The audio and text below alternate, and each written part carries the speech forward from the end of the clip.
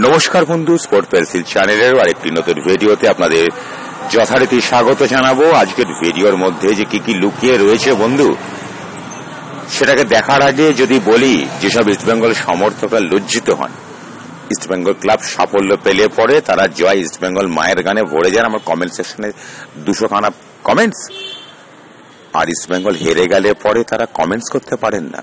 এটা তাদের নয়, আমার লজ্জা। আসুন বন্ধু, কমেন্ট সেকশনে জয় ইস্ট বেঙ্গল কথাটা অতি অবশ্যই লিখবেন। আর একই সঙ্গে কিন্তু আপনাদের কাছে আমার আরেকটা অনুরোধ করতে হচ্ছে, 12,000 ছাড়িয়ে 13,000-এর দিকে যাচ্ছে স্পোর্ট পেন্সিল চ্যানেল বন্ধু। এটা আপনাদের দয়া, আপনাদের দান। আপনি যদি একজন প্রকৃত ইস্ট বেঙ্গল সমর্থক হন, তাহলে বন্ধু কেন এখন অবধি আমার স্পোর্ট পেন্সিল চ্যানেলটিকে সাবস্ক্রাইব করেননি?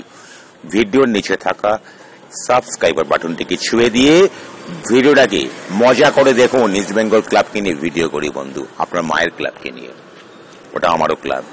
আজকের ভিডিওটাকে যেভাবে বিভক্ত করতে পেরেছি, রয় কৃষ্ণা ইস্ট বেঙ্গল ক্লাবে আসবে। অনেক অবশ্য ডেভিডকে নিয়ে প্রশ্ন করেছেন, ডেভিডের প্রসঙ্গটা একদম শেষ দিকে যেভাবে আপনাদের সামনে পুঙ্খানুপুঙ্খ প্রমাণিত সত্য হিসাবে তুলে ধরব, তারপর আমার মনে হয় না আপনাদের সামনে আর কোনো দ্বিধা বা দ্বন্দ্ব থাকবে। সবার আগে প্রশ্ন করব রয় কৃষ্ণকে নিয়ে। রয় কৃষ্ণ, তিনি এই মুহূর্তে ভ্রাম্যমান ফুটবলার বন্ধু।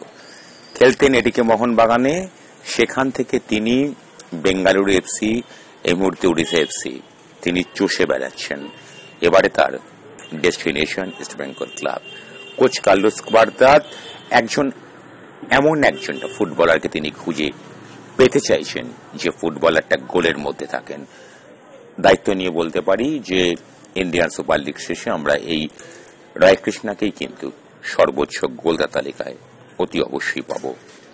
সেখানে দাঁড়িয়ে ইস্ট বেঙ্গল ক্লাব সিদ্ধান্ত নিয়েছে, team management, east Bengal club বললে কিছুটা তো ভুলই বলে ফেলবো, এবং কোচ কার্লোস কুবারদাত যেভাবে পেছনে লেগেছেন, এটুকু বলার পর একটা কথা আপনার দায়িত্ব নিয়ে বলতে পারি যে আমি আজকে সম্ভাবনা, অর্থাৎ ইস্ট বেঙ্গল ক্লাব যাদেরকে দিকে টার্গেট করেছেন তাদের কথা আপনাদের সামনে তুলে ধরব।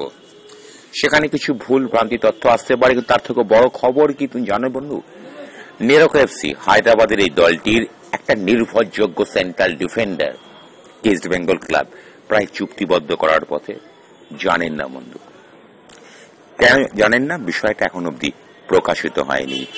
সেন্ট্রাল ডিফেন্ডার আই লিগ থেকে ইস্ট বেঙ্গল ক্লাব অন্তত 4 থেকে 6টি ফুটবলার এই মরশুমে নেবে। থেকে এসে গেছে East Bengal club. Coach Carlos কুবারদাতের এই মুহূর্তে রাতের ঘুম নষ্ট হয়ে গিয়েছে। তার কারণ তিনি সুপার লিগ জিতিয়েছেন, তিনি Durand cup final east Bengal ক্লাবকে তুলেছেন, তারপরে ইন্ডিয়ান সুপার লিগে তিনি ইস্ট বেঙ্গল ক্লাবকে যে জায়গায় নামিয়েছেন, আজকে তো জলের মতো পরিষ্কার হয়ে গেছে যে হিজাজি মাহিরের কথা ছেড়ে দিন বন্ধু, বোরজাহেরাকে কোচ কার্লোস কুবারদাত ছেড়ে দিয়েছেন বন্ধু। প্রত্যেকটা প্রথম শ্রেণীর সংবাদ মাধ্যমের দিকে তাকিয়ে আপনি আমার খবরের সত্যতাকে মেলিয়ে নেবেন। হঠাৎ করে আত্মবিশ্বাসী কোচ এমন একটা ভুল করে ফেললেন। হ্যাঁ, কোচ কার্লোস কুবারদাতকে কিছু বলার নেই, তিনি আমাদেরকে সাফল্য দিয়েছেন, কিন্তু অতিরিক্ত আত্মবিশ্বাসী হয়ে তিনি ইন্ডিয়ান সুপার লিগে ইস্ট বেঙ্গল ক্লাবকে যে ডুবিয়েছেন, এই সত্যটাও মানতে হবে।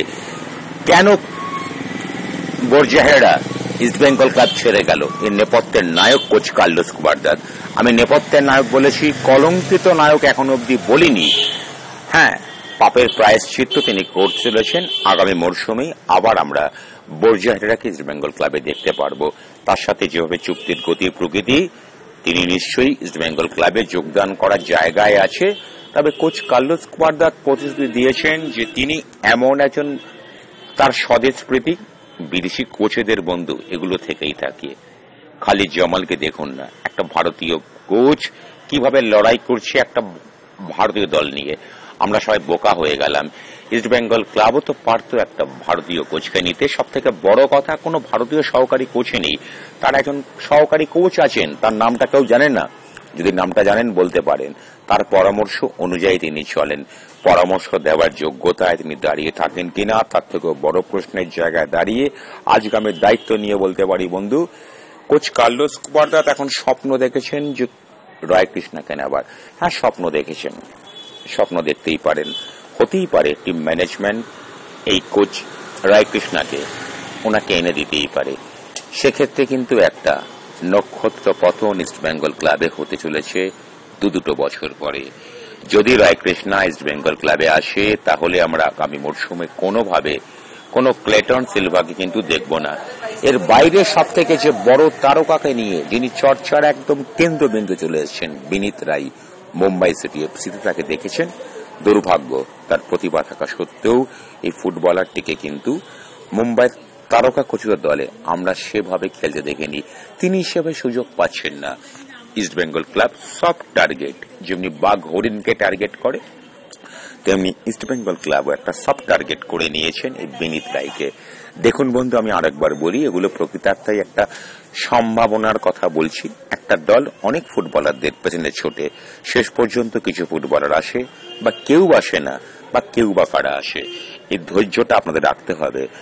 আপনারা যদি এই মুহূর্তে নিজেরাই নিজেদের মতো করে দায়িত্ব নিয়ে বলতে পারেন যে স্পোর্টস পেন্সিল চ্যানেল কিছু ভুয়ো তথ্য আপনাদের সামনে পরিবেশন করেছে, আমার মনে হয় সেটা আপনারা সত্যের অপলাপ করবেন।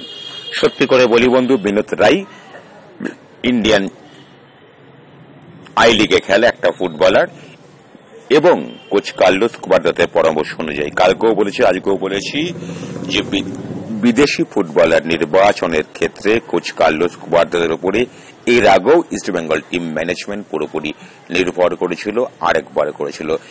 যে তিনখানা বিদেশি মুখ থুবড়ে পড়েছেন, অনেকে অনেক কথা বলেছেন, আজকে সত্যটা জেনে রাখুন বন্ধু, তথ্যানুসন্ধানী হন। এই তিনটে ফ্লপ বিদেশিকে ওই কোচ কার্লোস কুবারদাত এনেছিলেন, তারা ফ্লপ করেছেন। নতুন করে কোচ কার্লোস কুবারদাতের চর্বিত চর্বণ আদ্য শ্রাদ্ধ আজকের ভিডিওতে আমি করব না। একটা কথা বলি বন্ধু, যে বিদেশিগুলোকে ইস্ট বেঙ্গল ক্লাব নির্বাচন করেছে যেন কোচ নেন। ধন্যবাদ।